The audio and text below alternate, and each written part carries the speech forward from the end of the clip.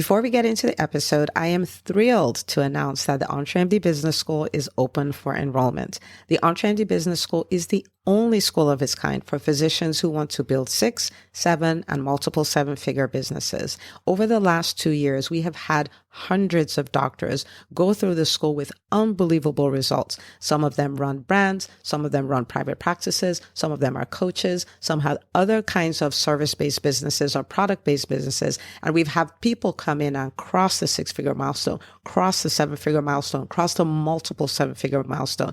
You will be in a place where you'll get the coaching, the community, the accountability that you need to thrive as an entrepreneur, especially in the times that we're in.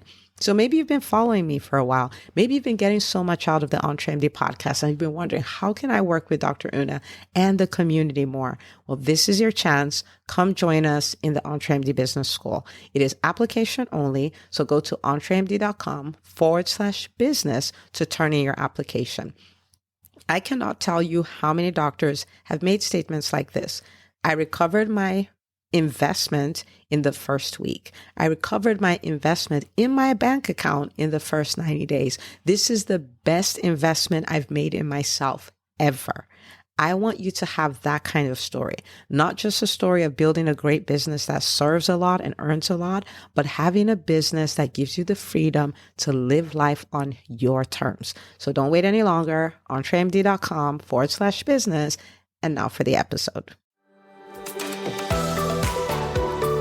Hi, docs. Welcome to the EntreMD podcast, where it's all about helping amazing physicians just like you embrace entrepreneurship so you can have the freedom to live life and practice medicine on your terms. I'm your host, Dr. Una. Well, hello, my friend. Welcome back to another episode of the EntreMD podcast. This recording I'm actually doing right after we hosted the EntreMD Business School Business Makeover Mastermind, which is a live event we host once a year in April. And it really is an opportunity for us to go into the nuts and bolts of business. Like, think of it like a mechanic going under the hood and, doing a tune-up and a checkup and, fixing things that are out of sync. And so that's what we do in the Business Makeover Mastermind. Very tactical, very impactful. And I'm filled with so much gratitude. It was such a beautiful experience for the doctors who came from all over the country. And I was really, really blown away. But the event started on a Friday, and on Thursday, I was driving down to the location because typically I'd go a day before to kind of get my head in the right space. But I was driving, very scenic route, nature, the trees, the lake, and all of those things. And I started thinking about, my process. One of the things we have to become good at is kind of downloading our IP, downloading our frameworks, the way we do things and things like that. And so I started downloading what exactly it was that I was going to do to make this a transformational event. Because when I host events, my intention is that events will be the best event I've ever hosted, especially in terms of the transformation, right? Like, they're the bells and the whistles, the location was really nice, and all these things. But I want to make sure that people walk away different. Like, you came in one way, almost like it's a processing plant. You come in one way and you leave a completely different way. And so that's what I wanted. And so I started thinking about the things I was doing to pull that off. And so once I got I thought about that on the drive. And then once I got into my room, first of all, open up the windows. I had 2 balconies and, both of them overlooking the lake. I was like, my goodness, this is just heaven. So once I was done oohing and ahhing and all of those things, I then sat down and wrote those 10 things.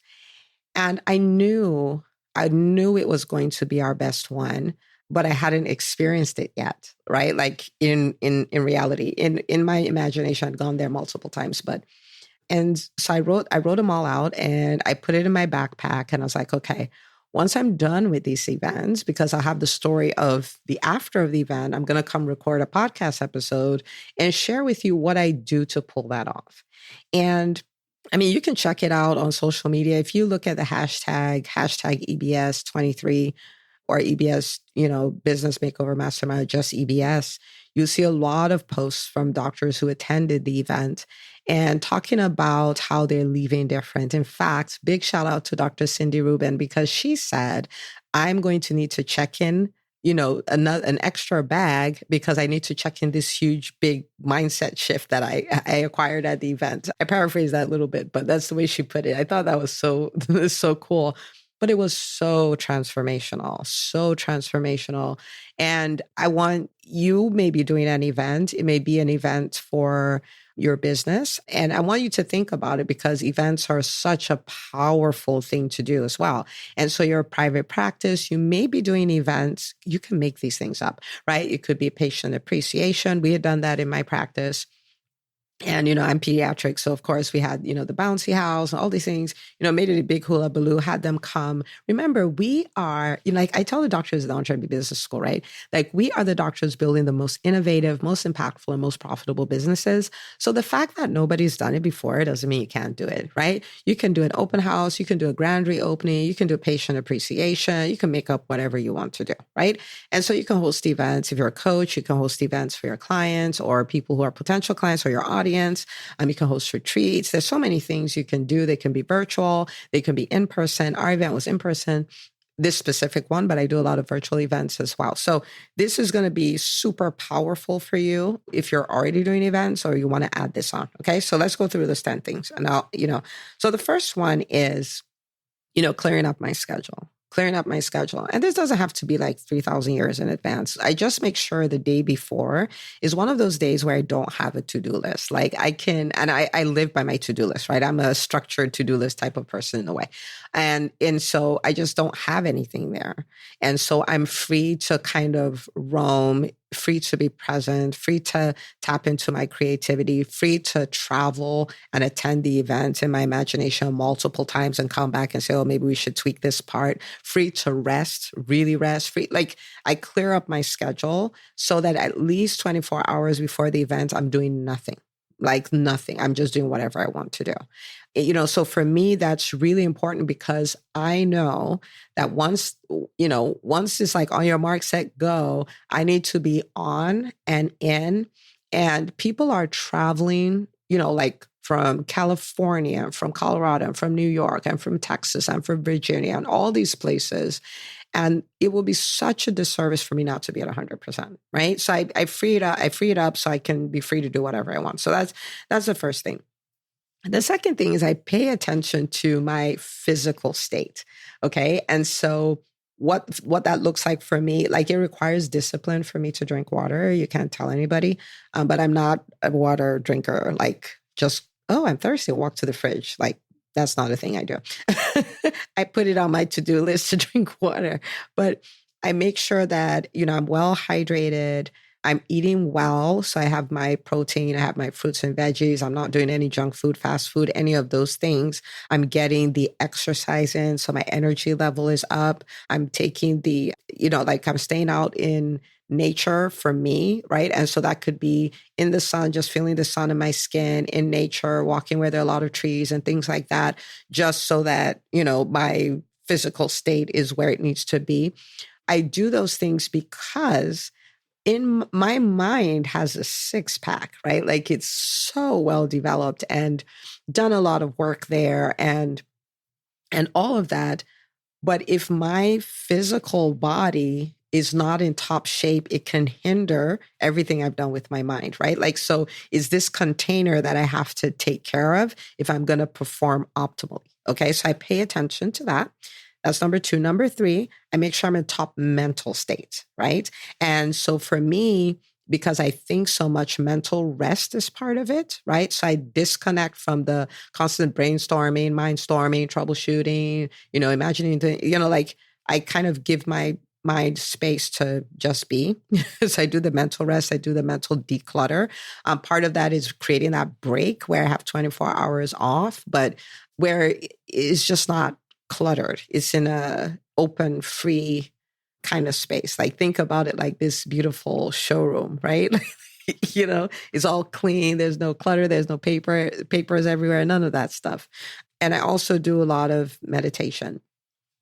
And so I do a lot of that to make sure. And, there are different types of meditation. And for me, just to be clear, as a person of faith, I'm really just sitting on, what the Bible says about the works of my hands and things like that. So I have that thing of my success is inevitable, right? Like that's the predominant thought that I'm walking around with. So a lot of meditation on that. So I do that. Those are the things I do to kind of get my mind in the right place. Okay.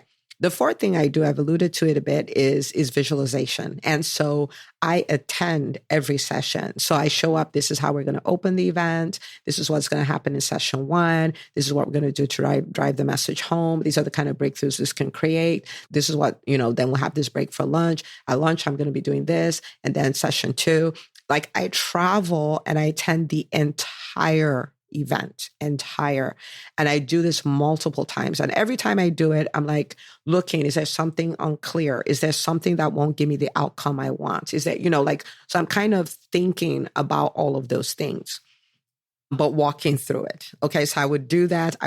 Multiple times. So when I attend an event, I've probably attended, like an event I host, I probably attended that event 7, 8, 9, 10 times before the event actually happens. Right. The beautiful thing is I'm still curious, like how exactly will this play out? Because it doesn't matter what you plan. What ends up happening is always so much more beautiful. Right. And so like this event, I was telling some of the doctors, I said, we've had some really phenomenal events. We put on phenomenal events, very transformational events. But with this specific event, I walked away feeling like that people just got breakthroughs from the beginning to the end. They had so many mindset shifts. And when I'm talking mindset shifts, it's mindset shifts of, I'm not an imposter. Like somebody got up and said that and like chills. Like everybody, even the person building a $7 million business, everybody is doing it afraid. Everybody has ups and downs. Like, oh my goodness, I'm not an imposter. Like I need to think about then what happens because you now think that, right? Someone who's like, I'm afraid to bring on a team, like a full team. And they're like, wow. Like, yeah, of course, I can do this. These are breaks that are directly going to translate to quantum leaps in their businesses, right? And so all of these things were happening. But beyond that, I felt full. Like I can have events where I've given a lot. I'm really grateful and all of that honor to be a part of the process. But this time I left feeling fulfilled, like my cup had been filled. I have never, and that's not to say I don't enjoy the events. It's very different. It felt like I am right smack in the middle of my purpose and I'm doing exactly what I'm supposed to be doing and watching all those transformations happen. It's like, this is why I'm here. And so many of the doctors were so kind to walk up to me and say, this is what is going on. This is the change this is created. Someone even walked up and said, you taught us this thing and my dad is running a private practice and I told him some of these things and he's implementing them in his business. Her dad is in his 70s.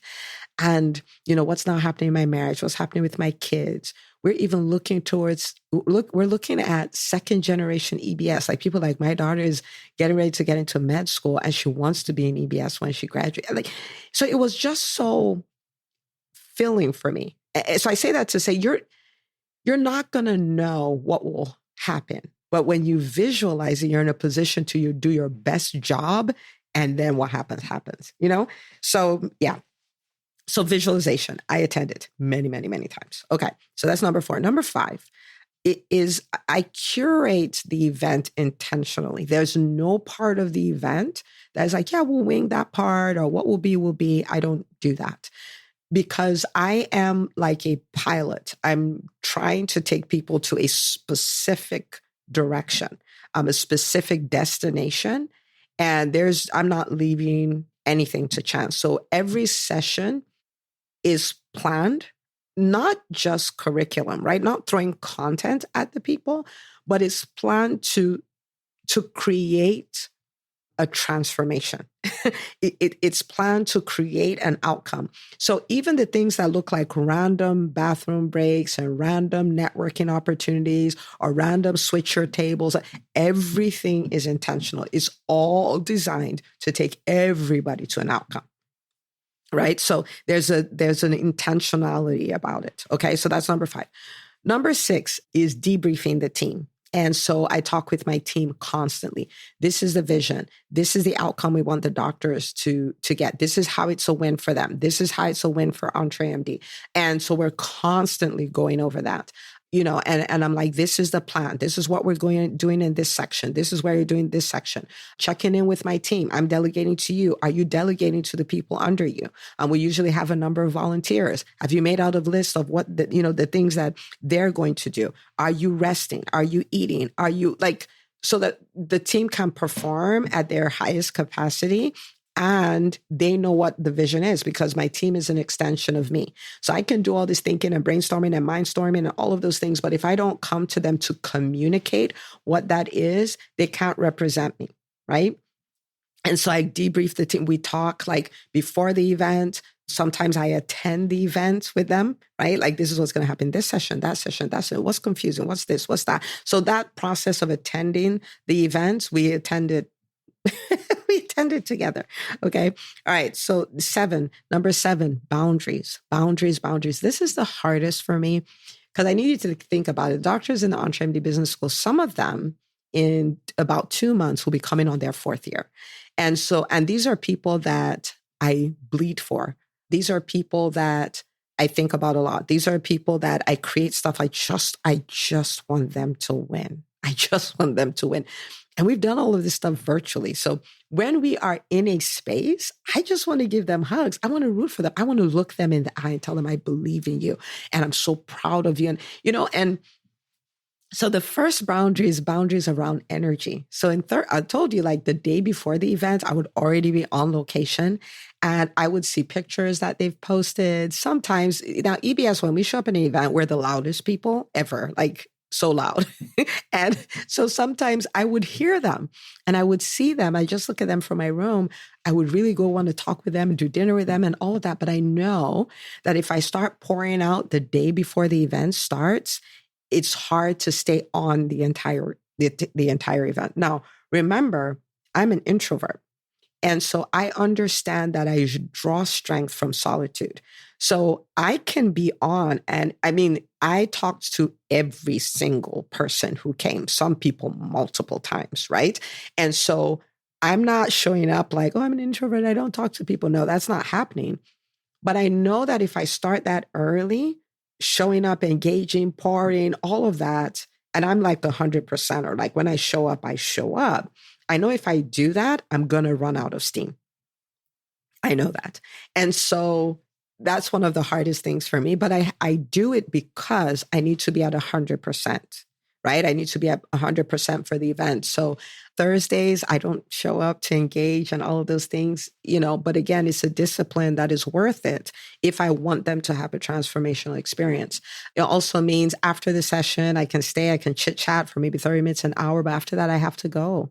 I have to go and, just focus on. Sometimes it's just resting. Sometimes it's thinking about the following day. It doesn't matter what it is, but I understand I have to create boundaries around my energy, right? And I know that the longer the event, the more diligent I have to be with it. So the Makeover Mastermind is typically a 2-day event, but it's almost all of the 2 days, right? And then the Vision Retreat, which we do in October, which is where we said, goals. It's such a phenomenal event. That's a 3-day. So with that, it's even more important, right? And so I build boundaries around that. I build boundaries around things not going according to plan, right? And so if things are not going according to plan, I can choose to get bent out of shape, or I could choose to say, you know what, this event is going to be our best one yet. The people are going to live with all these transformations. It doesn't matter what happens, right? And that's typically the attitude that I will go with. And so, one of the things that happened when we got there is the room that we had picked out for us to have lunch, which I think was overlooking the water and all these kind of things. They had given it to another party, if you can imagine that. Okay. And so here they are like, oh, you're going to be in this conference room, like no windows, all like just like a regular conference room. And so I turned to the lady. I was like, well, we wouldn't have come here if that, like, I'm not going to put a group of doctors who have been in, like in a meeting all day in another meeting room to do lunch. Like that is absolutely not happening. So I need to go take a look at what you can do about this. And if you're not able to get us the room that we had asked for, then I want to know what your alternatives are. And she's like, well, let me just see first. No, I said, no, but I want you to see. And I also want you to be thinking about what your alternative is, because this right here, this is not working for me. This is not going to happen. Right. And I wasn't rude. I didn't raise my voice. I didn't do anything. I was just really matter of fact. I needed her to be very clear that we were not going to be in that room. And so once we're done and she left, I turned to my team. I'm like, don't be fooled by anything you see. This is going to be our best event yet. We're just going to play hardball so they don't think that we're okay with this, but this is not an issue. Right. And because I wanted them to understand that they would not say, oh, Dr. is upset. What are we going to do? I'm like, I'm not upset. I'm not upset. Oh, well, even if for some reason they had nothing else and we had to eat here, we will wing it. We will figure it out and this will work. And so that's a boundary around things not working according to plan. Like all of those things I couldn't afford to let it get to me, because ain't nobody got time for that. Like I'm trying to create a transformative experience for my people, right? The energy to be upset and bent out of shape and how could they, and who do I need to talk to? Do I get a lawyer? Like I don't have energy for all of that, right? And so boundaries, okay? Boundaries. Number 8 is mindful leadership. And mindful leadership is really about the willingness to curate this thing intentionally, and also flexible enough to respond to the room, right? And so that's being in the moment, looking at the needs of your people, looking at where it seems they're getting lost. Look at the hangups they're saying.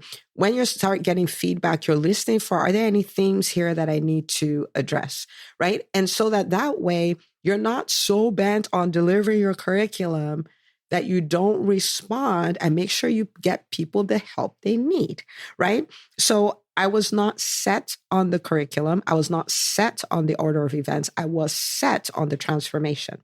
Okay, so there are some places where I'm like, it looks like we might need to talk about this a little. And I can adapt because I'm not set on delivering content. I am set on delivering a transformation, right? Now, the more you visualize and attend the event and do it with your team and all of that, the less you'll need to course correct on the fly, but you do need to be willing to course correct. Okay, so that's the reason why I rest. That's the reason why I do all the things to show up 100% and completely present so I can respond to what is happening. My goal is to get people wins, right? Okay, so that's number 8. Number 9 is gathering feedback the entire time, right? So when you're having conversations with the people, gathering feedback. When people are coming up to share what breakthroughs they've had or like wins and stuff, you're paying attention to that. You give them surveys, you're paying attention to that. You're paying attention to all the feedback because again, the whole thing about business has nothing to do with us. The more mature you get as an entrepreneur, the more you realize this. It has nothing to do with us per se. It's all about our people, right? So I'm there for them. I'm there to help them win. I'm there to help them get breakthroughs. I'm there to help them realize what has been holding them back in their businesses so they can move past it. I'm there for all of that. Okay. So for me, gathering the feedback is important. Otherwise, I'm creating a vacuum. I'm creating what I like. I'm creating what I think is important. No. One of the things we did was, like if you could only accomplish one thing in this event, what would that be? Right? That was a question we asked before they came, which is so critical because you can get a feel. Like it doesn't matter what you call the event or why you think you're there. Why are they there? Right? And then you'll see themes and you'll see maybe we had no plans of addressing this at all. Or maybe you see what I'm saying? Like, yeah. So gathering feedback. So we did a lot of that, like in session, before the meeting, after the meeting, all of those kind of things. And the 10th thing is really to plan to enjoy it. There's no way I was not enjoying that event. I knew I was going to work hard. I knew I was going to give a lot. I gave a lot.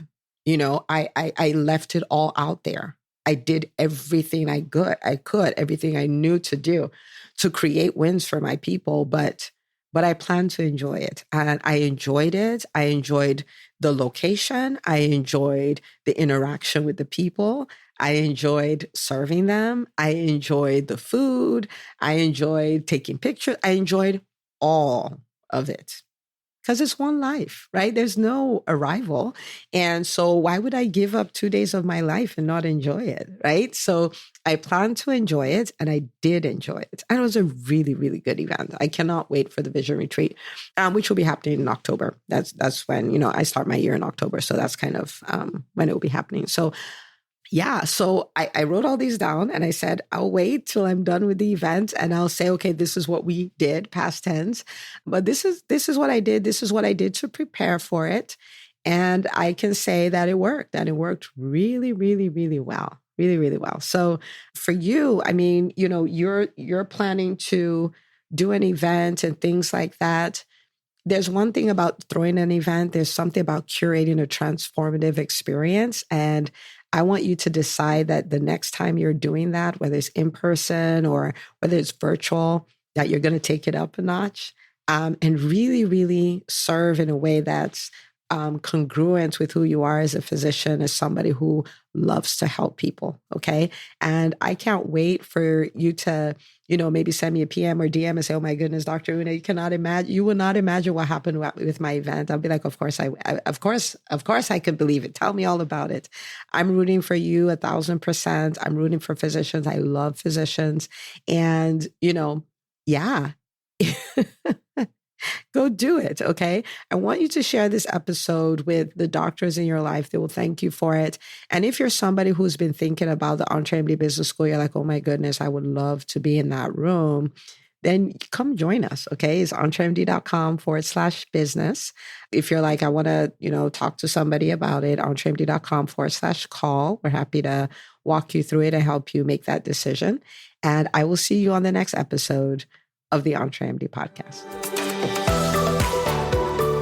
Hey, if you love listening to the EntreMD podcast, I want to invite you to join EntreMD On Demand. It is my signature subscription program that gives you access to a library of business courses designed to help you do one thing as a physician entrepreneur, and that is to thrive. Just head out to entremd.com/on demand, and I'd love to have you join us. See you on the inside.